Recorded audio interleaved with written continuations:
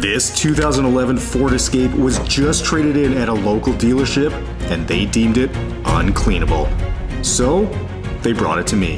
Buckle up as I take on the massive challenge of restoring this disgusting smoker's car to a like new condition after more than a decade of total abuse. The stains are horrifying, the smell even worse, and what I find in here will leave you absolutely shook. Alright guys, well as I mentally prepare myself for the nightmare that I have to deal with inside this Escape, I'm thankful that this exterior isn't all that dirty, and because of that, I decided to film a little bit less of the exterior portion so I could show you more of the interior cleaning, as there is a massive amount of work there, likely in the neighborhood of 15 hours.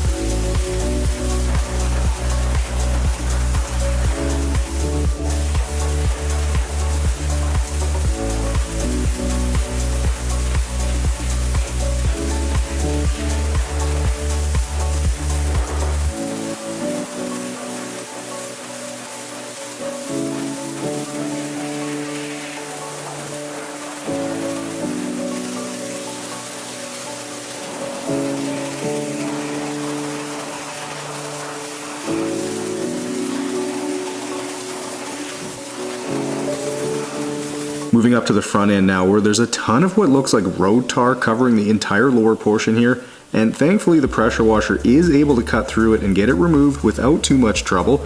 But if you're wondering what sort of pressure I'm running that makes that possible, well, it's not crazy. I use a 1900 PSI electric pressure washer that I got from Green Can Pump, and then I use a 40-degree tip on the wand. Now if you're at all curious about my setup, then be sure to check out the studio tour video I did a couple years back as I run through all the equipment that I use in detail.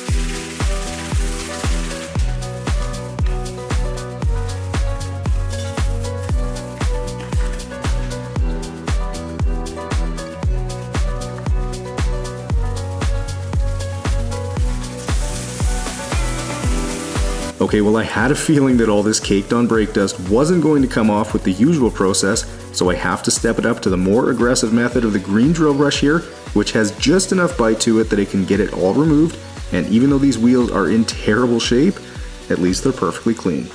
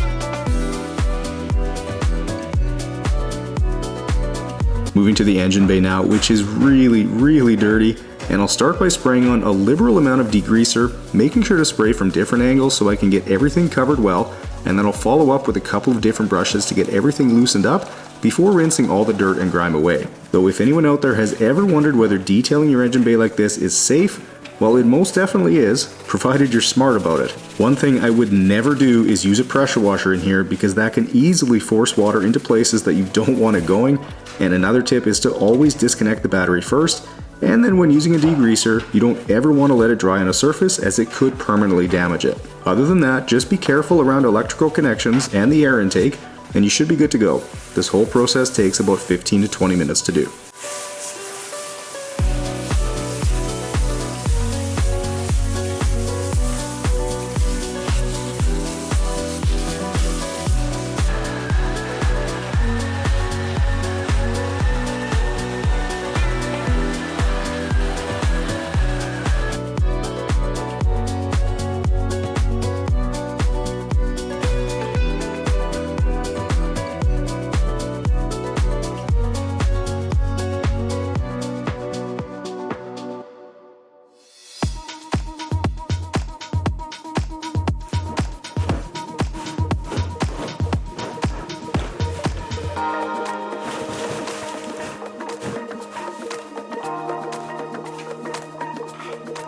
Okay, after cleaning out the cargo area and setting the carpet liner aside so I can pressure wash it too, I'll get all the loose dirt dumped off the driver's floor mat here, which actually belonged on the passenger side, but as you'll see in just a second, the amount of dirt in this mat was crazy. It took 3 full passes over the mat before the dirt was nearly all blasted away, and you could see what color it's supposed to be.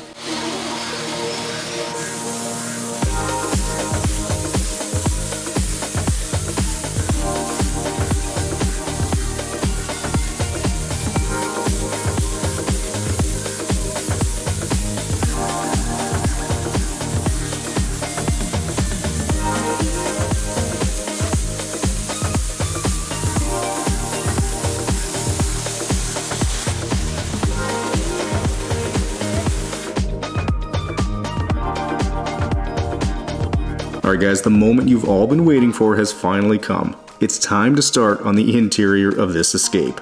Of course, the first step here is to get the front seats removed, and then I'll start to dismantle the center console as I need to get that out of here as well because it's absolutely disgusting. So after watching a quick YouTube video of removing the center console in a 2011 Ford Escape to remind myself where all the clips were so I don't damage anything, I'll then remove all the screws, undo the electrical connection for the rear cigarette lighter, and pull the whole thing out.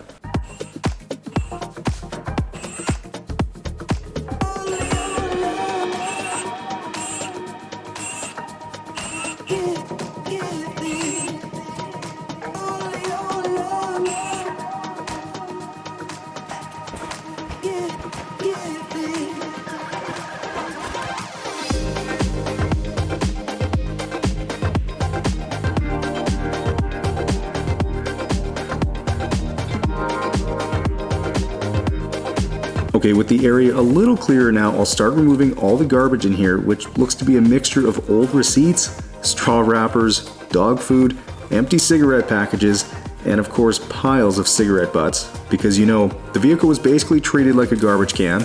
But while I do this, I wanted to take you guys in for a closer look so you could get a better appreciation for how gross this all is.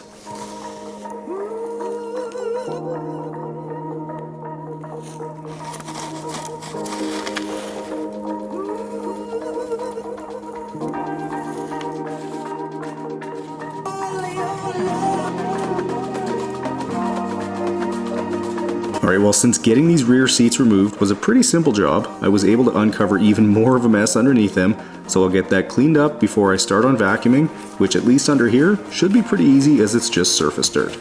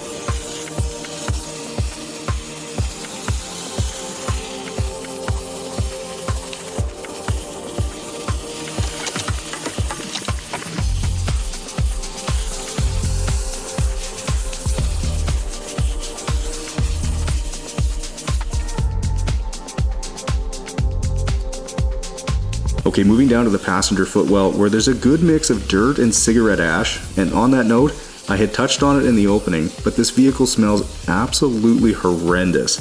You might have noticed that I've had my respirator on since I started on the interior, and it's for good reason. The smell in here is on par with the F-150 from last week, which means that probably thousands of cigarettes were smoked in this Escape over the years, and that's left its mark. Not only is there ash everywhere, but every single surface in here is covered in tar. That means all the plastics, the seats, and of course the headliner, so they'll all have to be cleaned thoroughly if I want any hope of improving the smell in here.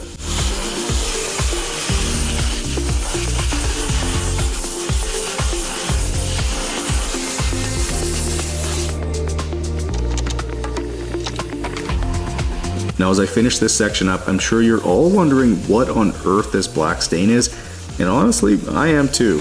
Whatever it is, it's disgusting, so hopefully I'm able to get that out, but what I can't quite get out is all the embedded dog hair, so I'll grab my lily brush to help me with that. Though thankfully, there wasn't too much hair in the carpets.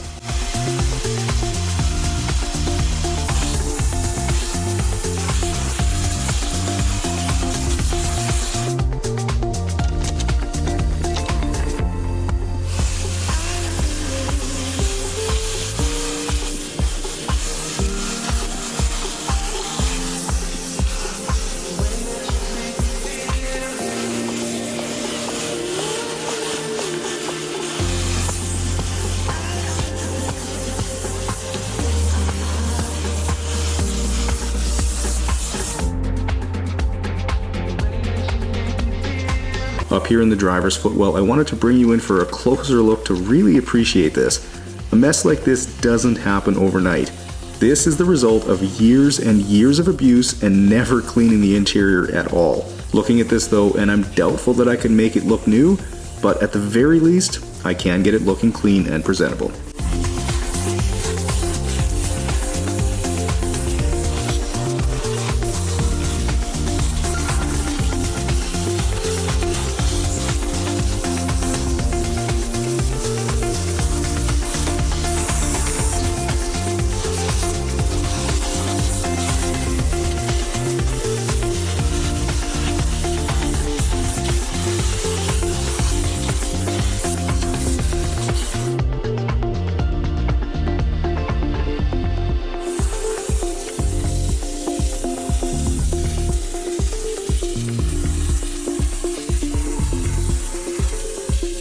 Okay, well as I work my way around the interior here, I think this should show you how useful a detail brush can be when cleaning things like this, where either the dirt, or the ash in this case, is caked on. It's a tool that saves me time and makes cleaning things easier, so if any of you out there enjoy cleaning your own vehicle, then consider picking up a set of these brushes.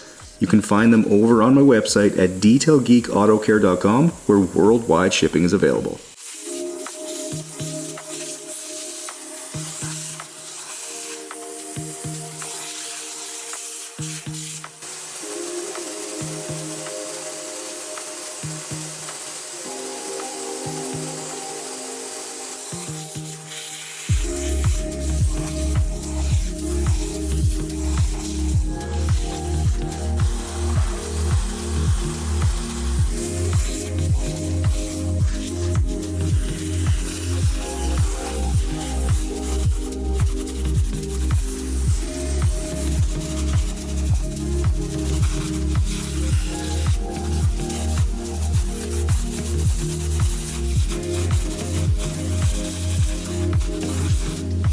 Starting on the carpets now, which are heavily stained, and every time I see carpets like this, especially when they're a light color, I'm honestly not sure how good they're going to turn out.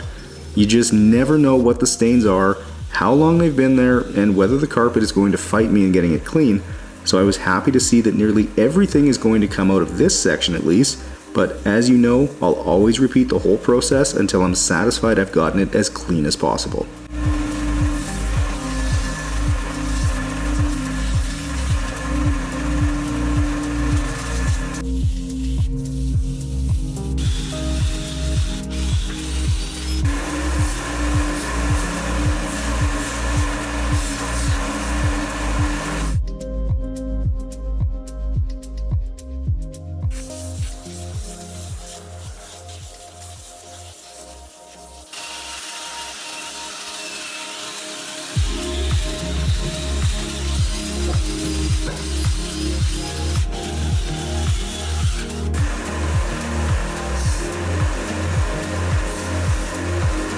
Now as I make the first pass over this black stain here, it reminded me of the only other vehicle I've ever cleaned where the extractor sucked up black water. That was a 2011 Chevy Silverado from about 4 years ago that the owner had spilled used motor oil in, but with the Escape here, I'm thinking this is likely cigarette related somehow. Whatever it is though, it's nasty and a testament to how well my carpet cleaner and drill brush combo works.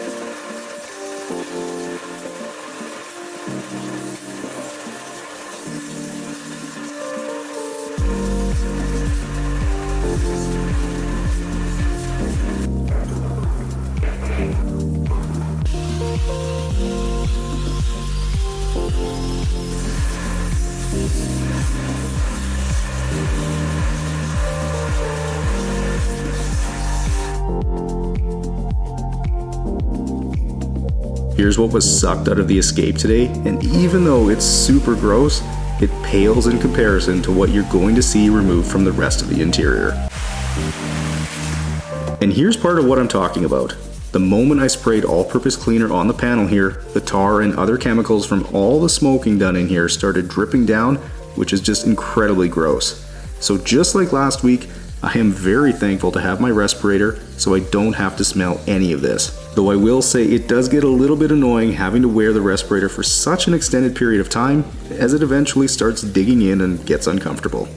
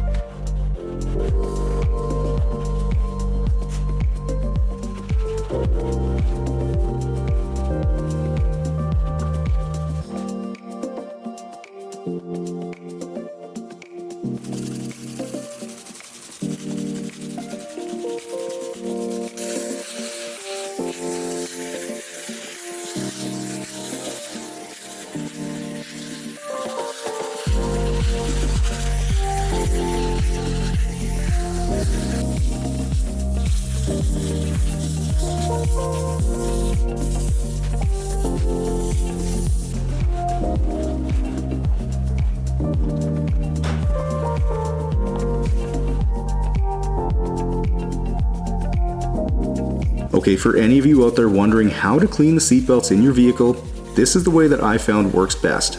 Spray on a liberal amount of all-purpose cleaner and then hit them with steam. Because the material is such a tightly woven fabric, the steam is what really helps to get the grime loosened up. But if you don't have access to a steamer, then you can also just use all-purpose cleaner and scrub it with a microfiber towel, though that won't be nearly as effective as steam if your seatbelts look like this.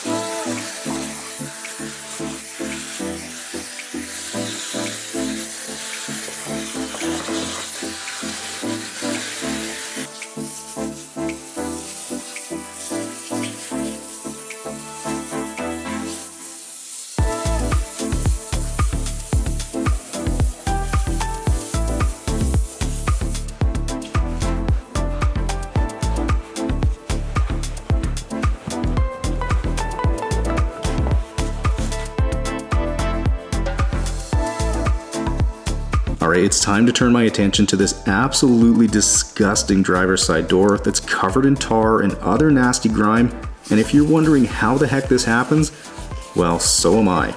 Now, I don't have any background on the vehicle or the previous owner for that matter, just that it was a recent trade-in, though I think it would be fair to say that the previous owner sure enjoyed smoking in the car. As for this mess though, it never ceases to amaze me at how well my all-purpose cleaner and steam work. They are truly an unbeatable combo.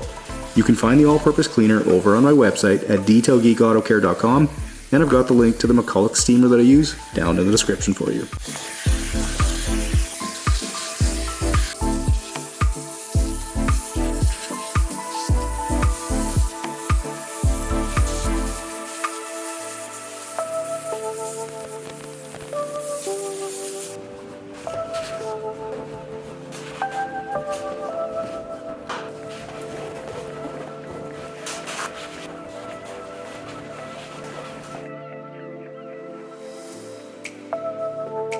Now for the steering wheel that's covered in nasty grime from dirty hands and of course tar from all the smoke, I'll follow the same process here of my APC and the steamer, but for anyone wondering about whether it's safe to steam around electronics, well, the answer is absolutely it is, but you need to be smart about it. Don't saturate things with cleaner and use short blasts of steam around the buttons.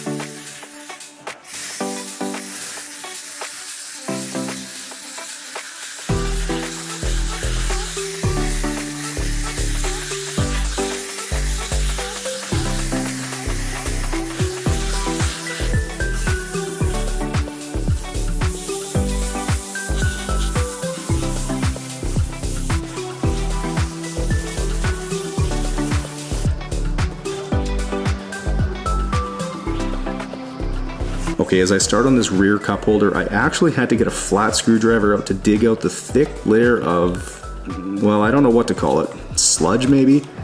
It looks like a combination of sticky tar, dog hair, and paper.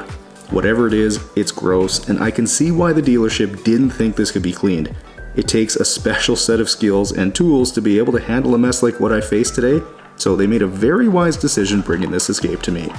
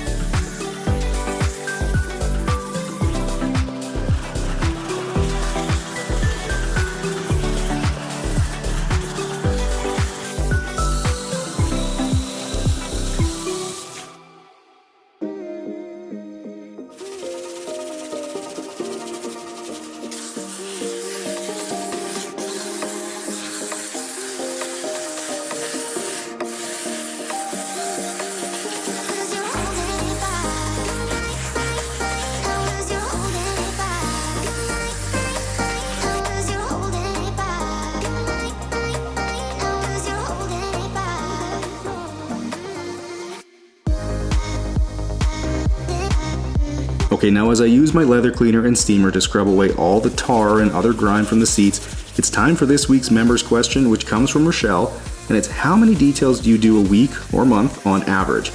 Have you taken on less cars since you've started the Yard Geek channel? Now the answer to the first part is I do exactly as many details as you see on this channel, so one a week that I make into a video, which takes a tremendous amount of time and effort. Plus I also run Detail Geek Autocare, and last fall I started up my new channel, The Yard Geek. So the answer to the second part is no, I haven't decreased my workload at all. In fact, I've only been adding to it for 4 years now. I am a one-man show in everything that you see here and over on the Yard Geek channel. I don't have a team of people helping me detail or produce these videos, it's just me. So any support you guys give me, whether it's liking or sharing a video, subscribing to the channel, or even buying something from my website, means everything to me.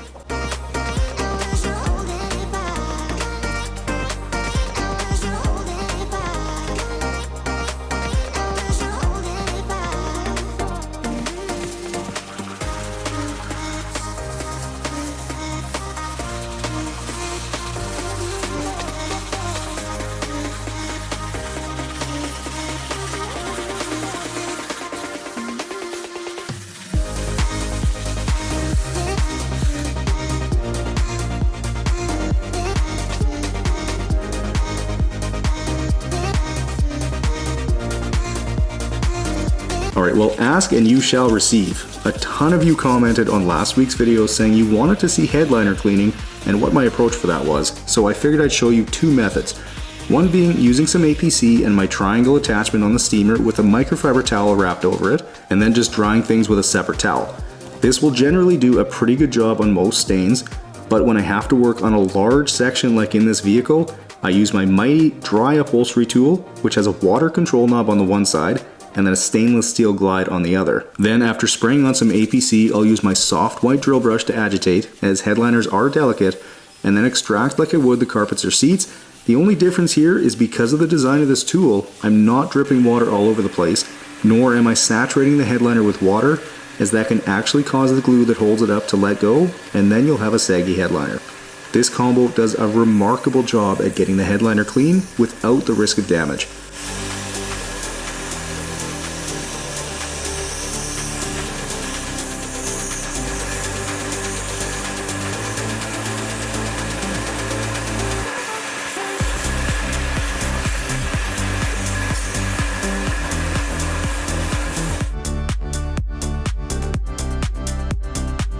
Here's a quick look at what the headliner looked like before. That's a huge difference.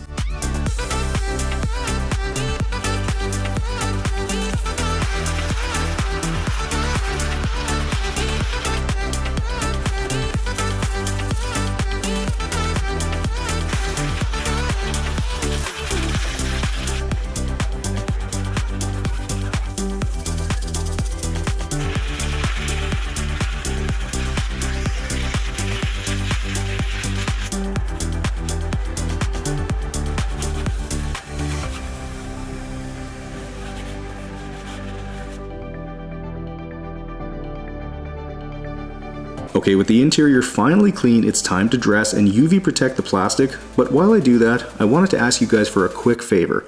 If you've made it this far into the video, I'm guessing you're enjoying it, so if you haven't already hit the like button or subscribe to the channel, then I would greatly appreciate if you did that right now. The algorithm can be pretty fickle these days, so it would be a big help if you could do that. And after you do, go ahead and let me know down in the comments which part of this video did you think was the grossest. Was it the seats, the center console, the carpets, headliner? I know there were a ton to choose from, so let me know what you guys thought.